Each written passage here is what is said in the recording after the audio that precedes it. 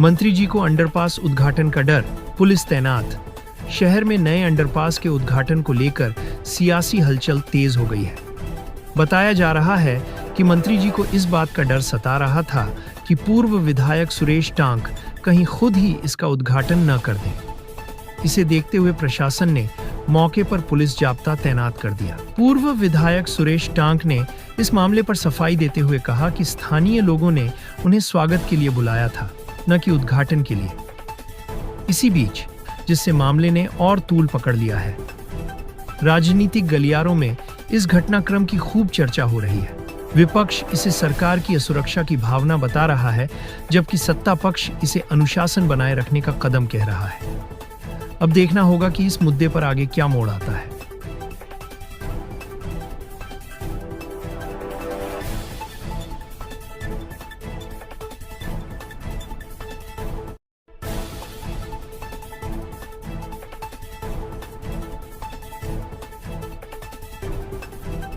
धन्यवाद।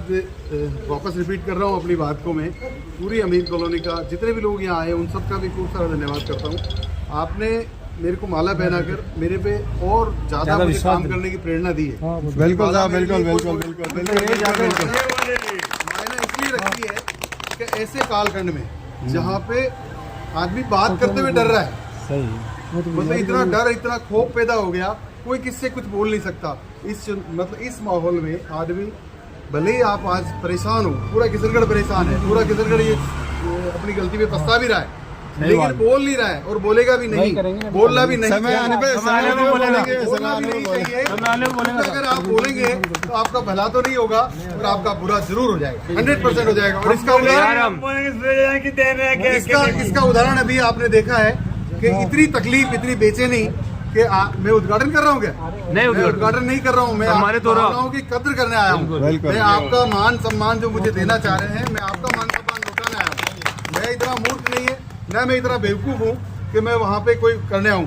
आपको परेशान होने की आवश्यकता नहीं है, बिल्कुल भी कोई चिंता मत करो। हमने तो कोई मुहूर्त करने आए, न कोई करने आए। सम्मानित हो रहे हैं सर, इतनी सम्मान की जरूरत भी नहीं है। हाँ, वो डर रहे हैं ना, तो उनका डर अपनी जेब में रखे, हमें जरूरत नहीं है। और ठोकर पे रखते हैं हर चीज को, अपने दम पे लड़े हैं, अपने दम पे रहेंगे और आगे भी अपने दम पे आएंगे।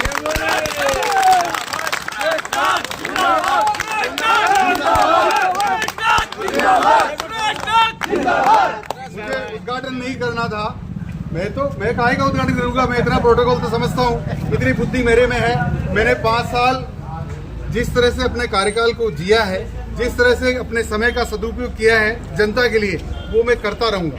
मैं ऐसा नहीं हूँ कि एक दूसरे को नीचे दिखाने के लिए मैं उस सदन का उपयोग करूं। एक तो अपने दुश्मनियां निकालने के लिए सदन का उपयोग कर रहा है, झूठ बोल के चुनाव लड़ लिया, झूठ बोल के चुनाव जीत लिया। कहाँ है नशा? 1 साल हो गए, आपने नशे पे कार्रवाई क्या करी? आप पिछली बार विधानसभा के बजट सत्र में तो बोल रहे थे कि मुझे धमकियां मिल रही है, मुझे धमकियां मिल रही है, और नशे के कारोबारी राजा आप कार्रवाई करवाइए ना एक दिन भी। आप अब तक कार्रवाई क्यों नहीं कराई? 1.5 साल आपको होने वाला है, आपने एक दिन भी कार्रवाई नहीं कराई। और अब आप एक दूसरे को नीचा दिखाने का प्रयास कर रहे हो। भ्रष्टाचार हो रहा है, मुख्यमंत्री शामिल है, वो शामिल है, कौन शामिल है?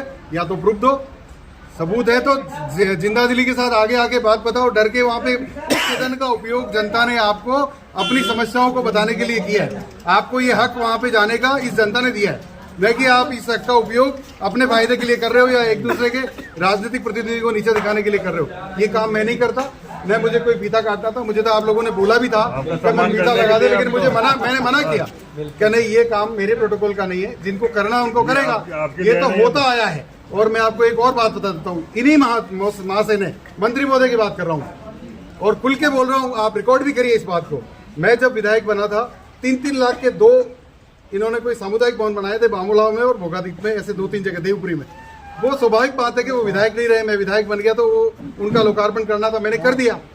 तो मुझे इस तरह की गालियां निकाली, खुद नहीं इन्होंने इतनी बुरी तरह से गालियां निकाली कि इसके बाप का राज है क्या, इसके बाप का था क्या जो इसने फीता काट दिया? तुम्हारे बाप का भी नहीं था, ये तो जनता के बाप का था, इसलिए कट गया। और ये जो अंडरपास बना है, ये राजस्थान सरकार की देन है, ये राज्य सरकार। और मैं किस तरह लाया हूँ, मैं आपको 2 मिनट में इसको, जगत को मालूम है, पूरे जगत को मालूम है सर। मैं 2 मिनट में इस बात को पूरी करता हूँ। आपने तो एक्सीलेटर की बात करी थी, आज तक एक्सीलेटर नहीं लगा।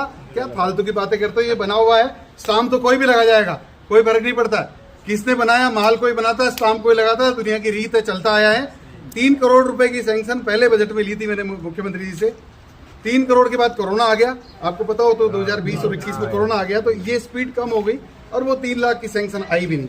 जब हमने रेलवे से पता किया तो रेलवे ने मना कर दिया कि ये तो अब इसका रिवाइज एस्टिमेट बनेगा और रिवाइज एस्टिमेट के बाद होगा, ये 3 करोड़ की कोई वैल्यू नहीं है। तो उसके लिए डीपीआर का पैसा मांगा कि राज्य सरकार पहले डीपीआर का पैसा जमा कराए, तब हम नई डीपीआर बनाएंगे। नई डीपीआर बनाने के बाद नया एस्टिमेट बनेगा, वो सरकार देगी तो हम बना देंगे, नहीं तो नहीं बनाएंगे। डीपीआर के 6 लाख रुपए या 11 लाख रुपए ऐसे कुछ जमा कराने थे। मुख्यमंत्री जी को स्पेशली जाके बोला उनको 10 लाख रुपए वापस ट्रांसफर करे, रेलवे को भेजा, रेलवे ने डीपीआर बनाई और डीपीआर बनी 27 करोड़ रुपए की। जो 3 करोड़ का अंडरपास का पहले जो था उसका 27 करोड़ आ गई। मैं शौक हो गया, मैं कहा यार इतना पैसा तो मुझे मिल नहीं सकता, क्या होगा, कैसे बनेगा ये। फिर गया मैं सीएम साहब के पास, मैंने कहा सर ये रिवाइज कर दिया उन्होंने, 26 करोड़ रुपए कर दिए, अब 26-27 करोड़ रुपए कहाँ से आएंगे, क्या करेंगे, या तो पैसे दो या आप एक अधिकारी, कोई भी IAS अधिकारी को लगा के दिल्ली रेलवे अधिकारियों से बात करें और वहाँ जाके इसको रिवाइज करवा दे एक बार वापस। तो हमने इसको नवीन महाजन जी IAS थे, उसमें PWD के SES थे, चीफ एडिशनल सेक्रेटरी थे, नवीन महाजन साहब को लगाया सीएम साहब ने, दिल्ली गए, दिल्ली जाके वापस बात करी, रिवाइज का ऑर्डर करवाया और रिवाइज बनने के बाद 14 करोड़ 89 लाख रुपए का नया एस्टिमेट बन के तैयार हुआ। तब फिर 1489 के लिए मैंने कम से कम 6 बार हाउस में बोला है, 6 बार हाउस में रिपीट किया, 15 बार मैं मुख्यमंत्री जी के पास गया, आखिर जिद करके ये 14 करोड़ 89 लाख रुपए ले आया, सैंक्शन आ गई और फिर मुझे पता था समय कम बचा है, क्या होगा, कैसे होगा।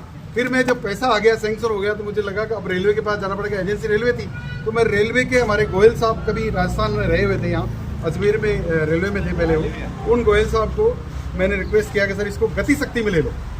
रेलवे के 2 विंग हैं, एक तो सिंपल काम करने वाले विंग होती है जो ठेकेदार ऑर्डनरी काम करते हैं, स्पीड नहीं होती है। मोदी जी आने के बाद एक गति शक्ति करके एक डिपार्टमेंट नया बनाया, जिसमें रेलवे के कामों को गति देने के लिए कोई भी काम, चाहे अंडरपास है, चाहे रेलवे लाइन का की